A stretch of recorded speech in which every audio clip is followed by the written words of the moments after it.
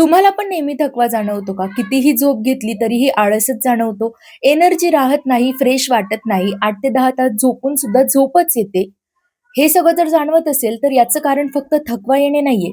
हा तुमच्या शरीराचा एक महत्त्वाचा सिग्नल असू शकतो. नमस्कार, मी डॉक्टर प्रसिद्धी आणि कालच माझ्याकडे एक पेशंट आलं ज्यांची कंप्लेंट होती, की मॅडम आम्हाला सतत थकवा जाणवतो आणि कितीही झोप घेतली तरीसुद्धा आम्हाला फ्रेश वाटत नाही. आयुर्वेदानुसार यामागे खूप खोल कारणं असतात. आज आपण तीच समजून घेणार आहोत आणि नैसर्गिक पद्धतीने त्यावर कशी मात करता येईल ते देखील बघणार आहोत. तर मग चला व्हिडिओला सुरू करूया. पण त्यापूर्वी तुम्ही प्लीज या चॅनलला सबस्क्राईब करा, जेणेकरून तुम्हाला असेच नवीन-नवीन आयुर्वेदिक व्हिडिओ भेटत राहतील. थकवा म्हणजे काय? आयुर्वेदात याला दुर्बलता किंवा क्लांती असं म्हटलं जातं. थकवा म्हणजे एकतर आपल्या शरीरात ऊर्जा तयार होत नाही किंवा जी ऊर्जा तयार झालेली आहे ती व्यवस्थित पद्धतीने वापरली जात नाही. आयुर्वेदाने स्पष्ट केलेलं आहे, की यामागे सर्वात मोठं कारण हे शरीरात तयार होणारा आम म्हणजेच विषासारखा पदार्थ होय. हा आम तयार होण्यामागे ना 3 महत्त्वाचे कारण असतात. अग्नी कमकुवत होणे, दोष इम्बॅलन्स असणे आणि तिसरं सर्वात महत्त्वाचं कारण म्हणजे ओज कमी होणे. आयुर्वेदाने जवळपास सर्व रोगांचं कारण अग्नीला मानलंय. अग्नी म्हणजेच डायजेशन. ज्यावेळेस डायजेशन कमकुवत असतं, अग्नी कमकुवत असतो, त्यावेळी खाल्लेलं अन्न एकतर व्यवस्थित पचत नाही, त्यातून ऊर्जा निर्माण होत नाही आणि मग शरीर नेहमी थकल्यासारखं जाणवतं. या कमकुवत अग्नीमुळे पोट फुगणे, आधमान म्हणजेच पोटात गॅस होणे, अन्न नीट न पचणे, अपचन होणे, त्याचबरोबर सुस्ती जाणवणे, अंगात जडपणा येणे, आम्लपित्त होणे यांसारखे लक्षणं दिसून येतात. आणि या लक्षणांवर करण्याचे उपाय म्हणजे तुम्ही रोज सकाळी उठल्यानंतर गरम पाणी प्या. माझे भरपूर व्हिडिओ आहेत ज्यामध्ये मी कंटिन्यू हेच सांगत असते, की सकाळी उठल्यानंतर पहिल्यांदा तुम्ही काय घेतलं पाहिजे तर ते गरम पाणी आहे. गरम पाणी घेतल्याने आपलं मेटाबॉलिझम बूस्ट होतं आणि त्यामुळे अन्न पचन होण्यासाठीची जी क्रिया आहे ती फास्ट होते. सो सर्वात पहिले तर तुम्ही गरम पाणी घ्या. जर तुम्हाला खूप अपचन किंवा अन्न नीट पचलं नाही असं वाटत असेल, तर जेवणामध्ये हिंग, जिरे यांचा समावेश करा. शरीरात जडपणा आणि गुरुत्व जाणवण्याचं एक कारण म्हणजे जेव्हा आपण खूप जड किंवा खूप हेवी अन्न, कफवर्धक अन्न घेत असतो, त्यावेळेस आपल्याला शरीरात जडपणा जाणवतो. सो असं अन्न टाळा. एका वेळेस मोजकंच खा. जर तुम्ही अति प्रमाणात अन्न घेतलं, तर त्यामुळे सुद्धा शरीरात सुस्ती जाणवू शकते. किंवा शरीरामध्ये दोषांचं असंतुलन असतं. दोष? आपल्या शरीरात मुख्यत्वे 3 दोष असतात: वात, पित्त आणि कफ. जेव्हा हे तीनही दोष समप्रमाणात काम करत असतात, तेव्हा आपण निरोगी असतो.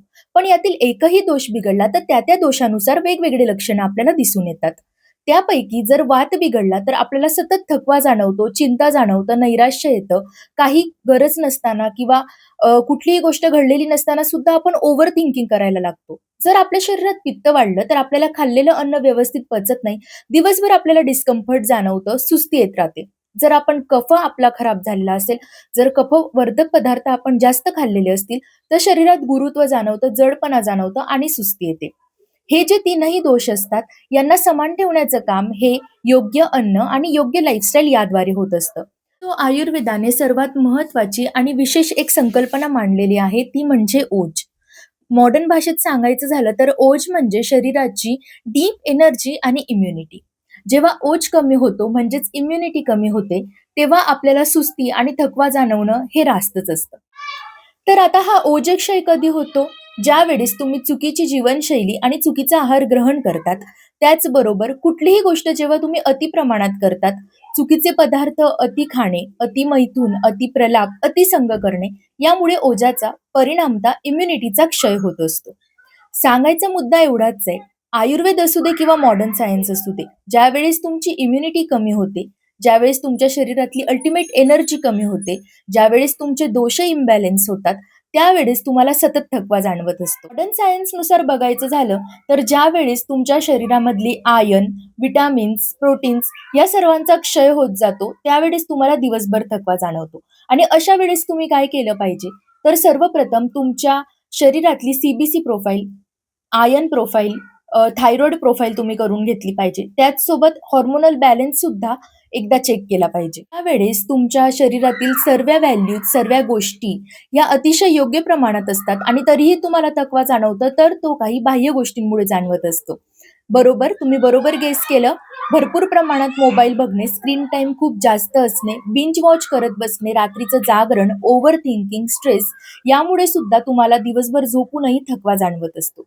डोळ्यांच्या खाली काळे वर्तुळ येतात, स्किन ड्राय होते कारण की शरीरातला वात वाढतो. जितका वेळ तुम्ही रात्री जागरण करणार तितकं तुमचं वात वर्धन होईल आणि त्यामुळे थकवा, anxiety, over thinking, skin dry होणे हे सिम्प्टम्स तुम्हाला दिसून येतात. हा थकवा तुम्हाला कमी करायचा असेल, दिवसभर तुम्हाला फ्रेश, एनर्जेटिक राहायचं असेल, तर काही बेसिक रूल्स आहेत जे तुम्ही फॉलो केलेच पाहिजे. रूल नंबर 1, रोज सकाळी उठल्यानंतर तुम्ही गरम पाणी पिलं पाहिजे. त्यानंतर छान व्यायाम केला पाहिजे. 5 मिनिटं ध्यानधारणा, 15 मिनिटं योगा केलं तरी सुद्धा सफिशियंट आहे. काहीतरी मूव्हमेंट तुम्ही केली पाहिजे.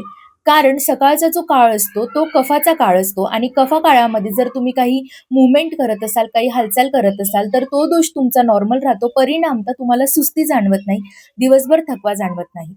चुकीची लाईफस्टाईल बंद करून थोडंसं तिला सुधारवण्याचा प्रयत्न करा. बाहेरचं पॅकेज, प्रोसेस्ड फूड खाण्यापेक्षा घरचं ताजं अन्न खा. मला माहिती आहे आजकाल बरेच लोकं कॉर्पोरेट जॉब करत असतात किंवा अशा ठिकाणी काम करतात, की त्यांना दरवेळी फ्रेश अन्न, घरचं अन्न घेणं पॉसिबल नसतं. पण त्यात सुद्धा तुम्ही काही मॉडिफिकेशन करून चांगलं अन्न घेऊ शकतात. घरनं टिफिन घेऊन जाऊ शकतात. बाहेरचं तळलेलं, तुपकट, तेलकट पदार्थ खाण्यापेक्षा तुम्ही सॅलडवर शिफ्ट होऊ शकतात. फ्रुट्स कॅरी करू शकतात. एकंदरीत काय आहे, जर तुम्ही तुमच्या शरीरावर प्रेम केलं ना, तर शरीर सुद्धा तुमच्यावर प्रेम करेल आणि त्यामुळे दिवसभर तुम्हाला एनर्जी राहील, थकवा जाणवणार नाही. थकवा हा कुठला आजार नाहीये. जर तुमची लाईफस्टाईल, अग्नी आणि दोष तुम्ही समान केले, तर तुमची एनर्जी नॅचरली आपोआपच वाढेल. सो व्हिडिओ आवडला असेल तर लाईक नक्की करा, शेअर करा, सबस्क्राईब करा आपल्या चॅनलला आणि दर बुधवारी आणि रविवारी आपण असे लॉंग इंटरेस्टिंग व्हिडिओ घेऊन भेटत असतो. सो भेटूया नेक्स्ट बुधवारी अशाच इंटरेस्टिंग टॉपिकसह. तोपर्यंत stay tuned, stay hydrated. Bye bye.